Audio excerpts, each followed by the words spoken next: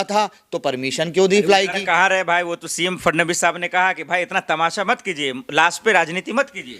अरे तो 24 घंटे हो चुके हैं, दे देना बयान, क्या जा रहा है? एक सीएम के लिए क्या जा रहा है? ये कह दे कि ठीक है हम इंक्वायरी कराएंगे। मैं कह रहा हूं, अगर मैं आप पे कोई गलत इल्जाम लगा रहा हूं तो आप कह देंगे ठीक है मैं इंक्वायरी में आता हूं, इंक्वायरी में खड़ा हूंगा मैं। हर चीज से विपक्ष को तकलीफ है, आपको तकलीफ है, मैं इसलिए कह रहा हूं। पहलगाम होता है तो आप सवाल पूछते हैं, पुलवामा होता है तो आप सवाल पूछते हैं, दिल्ली धमाका होता है तो आप आपके एलजी, फिर वही एलजी आकर कहते हैं पहलगाम जो प्लान था। आपके ही एलजी ने कहा ना, सरकार में ही तो थे उस वक्त वो एलजी जिन्होंने सारे इल्जामात खोले। उसके बाद उनके साथ क्या हुआ सबको पता है। तो ऐसा हर बार क्यों होता है कि कोई भी इंसिडेंट होता है तो उस टाइम जो पावर में होता है, चाहे वो जज हो, चाहे वो कमिश्नर हो, चाहे कोई भी हो, फिर बाद में आके चाहे वो रिटायर होने के बाद कहे, चाहे वो नौकरी छूटने के बाद कहे, वो ये कहता है कि नहीं इसके में प्लानिंग हुई थी। तो हर बार ऐसा क्यों हो रहा है? जब ऐसा हो रहा है जब ही लोग बोल रहे हैं, जब भी आवाज़ उठ रही है। आवाज़ जब ही उठती है जब कहीं से धुआं निकल रहा होता है कि हाँ आग लग रही है। तो अगर आपको आग नहीं लग रही है तो आप इंक्वायरी की आज 24 घंटे के अंदर आप जो इंक्वायरी बिठा दें।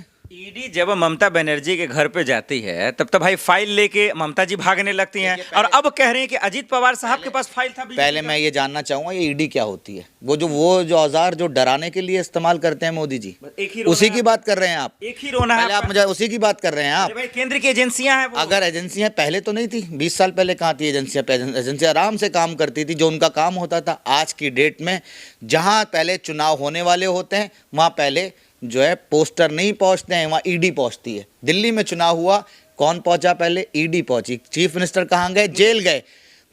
हर जगह बीजेपी का ये स्टंट है, पहले ईडी से डराना, वहाँ के नेताओं पे प्रेशर बनाना, उसके बाद इलेक्शन में जाना। और इलेक्शन कमीशन की हालत तो आप जान ही रहे हैं कि भाई आज की डेट में कोई मॉडल कहाँ की है, बर्जिला की मॉडल, वो वोट यहाँ पे डाल रही है 25। मुझे ये समझना है, अजीत पवार साहब इस दुनिया में अब नहीं है, वो चले गए, छोड़ गए। अब सवाल ये है कि जब वो 15 दिन पहले कह दिए कि बीजेपी भ्रष्टाचार का जो सबूत है वो मेरे पास है, तो उद्धव ठाकरे साहब चुप हैं, शिंदे साहब चुप हैं, शरद पवार साहब चुप हैं, आप चुप हैं, कांग्रेस चुप है, तब क्यों नहीं बोल रहे थे? देखिए ऐसा है ना, अब अगर इनका नियत ठीक था, राजनीति नहीं कर, मैं बताना, अगर उन्होंने कहा कि भाई मेरे पास सबूत है, उन्हीं से उनका गठबंधन था, ठीक है। अब गठबंधन में रहते हुए एक इंसान दूसरे अपने पार्टी को, अलायंस जिसके साथ है, उसके बारे में ऐसा कह रहा है, तो जब तक वो स्टेज पे आके कुछ सबूत मीडिया पे नहीं रखेगा तो कोई और नहीं बोल सकता। क्योंकि कल क्या पता वो चीज मीडिया में चली ना, विपक्ष क्या कर रहा था? अरे मेरी बात तो सुनिए, आज तब सवाल उठाया जब वो निधन हो गया। हाँ, वो इसलिए उठाया, राजनीति है। अरे सुनिए, ये तो कूटनीति है। अगर वो सबूत होते सामने हमारे तो हम जब भी सवाल उठाते, हम बिना देखी हुई चीज के लिए हम नहीं आवाज उठा सकते। सबूत तभी नहीं आपके पास सबूत, लेकिन इंक्वायरी हो गया था, इंक्वायरी बैठेगी, निधन हो गया ना, ये डेथ तो हो गई ना, ये तो हमारी आंखों के सामने है ना। हम हमेशा एक्शन का रिएक्शन उस चीज पे होता है जो आपके आंखों के सामने होता है। उन्होंने वो बयान दिया, 15 दिन बाद उनकी डेथ हो गई, एक्सीडेंटल डेथ है उनकी, तो उस पर कोई भी इंसान होगा, आप भी अगर इस माइक के इस साइड बैठेंगे तो आप जरूर कहेंगे कि इंक्वायरी बैठनी चाहिए। किसी की ये राजनीति की बात कराती ही है, ये राजनीति की बात नहीं है। जिस परिवार से जिस परिवार का शख्स गया है उसके दिल से पूछिए, उसकी बीवी से पूछिए, उसके घर वालों से पूछिए, उनके दिल में क्या क्या सवालात आ रहे होंगे। और सिर्फ अजीत पवार ही नहीं, उस फ्लाइट में 5-4 लोग और भी थे, वो भी वैल्यू रखते हैं मेरे लिए, वो भी बराबर ही हैं क्योंकि वो भी भारतीय थे, उनकी भी जिंदगी है, उनके भी घर वाले हैं। उन बीजेपी कह रही है सर यही बात तो सीएम फडणवीस साहब कह रहे हैं कि ऐसे वक्त में, दुख के घड़ी में आप लोग क्यों राजनीति कर सवाल उठा रहे हैं? राजनीति खामोश रहिए ना, साथ रहिए दुख के। अरे आप जवाब दे दीजिए ना, अगर आप सही हैं, अभी चाहिए आपको जवाब, आप अभी दे देंगे तो क्या हो जाएगा? इंक्वायरी के लिए अगर आप कह देंगे ठीक है हम इंक्वायरी बिठाएंगे, 24 घंटे के बाद, 48 घंटे के बाद, 72 घंटे के बाद, आप एक स्टेटमेंट ही तो देना है। अगर कोई हादसा हुआ है, इतना बड़ा नेता हिंदुस्तान का के जो है शहीद हुआ है, मैं ये कहूँगा, तो उसके लिए अगर ये गवर्नमेंट कह देगी, उन्हीं के अलायंस की पार्टी का एक शख्स, तो आप ये कहना चाहते हैं कि अजीत पवार साहब कोई ऐसी फाइल बीजेपी की है भ्रष्टाचार का जो खोलना चाहते थे? देखिए वो तो उन्होंने खुद बयान दिया था, मैं नहीं कहना चाहता, ये अजीत पवार जी ने बयान दिया था। क्या पता वो आज मीडिया के सामने बैठते, क्या पता संडे में बैठते, ये सवाल देखिए ऐसा है, ये सवालात, ये जो शक का घेरा बन रहा है, अगर ये आप मेरे ऊपर भी बन रहा होता, मैं क्लियर हूं तो मैं कहूंगा ठीक है, पहले मैं इस शक के घेरे को खत्म करता हूं।